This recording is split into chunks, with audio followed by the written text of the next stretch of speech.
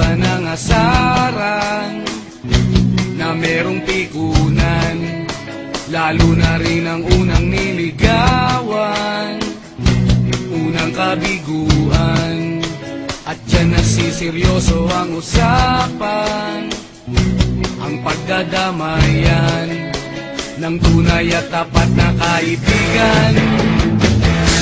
O mga buwan, kaibigan, ang maaasahan.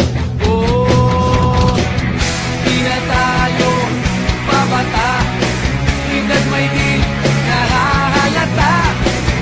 Sa mga trip unti-unti na tayo nagsasawa. Pero kahit ganon, barkadang matatag hanggang sa ngayon. Minsan man magkita, tiyak may kwela, yan ang aking mga tropa.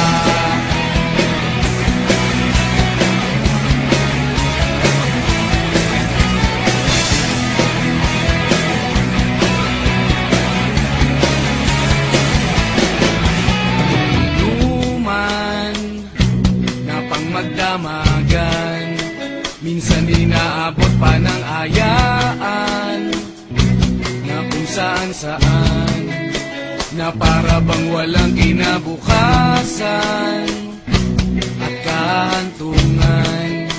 At dyan nasiseryoso ang usapan, ang pagpapayuhan ng tunay at tapat na kaibigan. Kung mga baliw, kaibigan,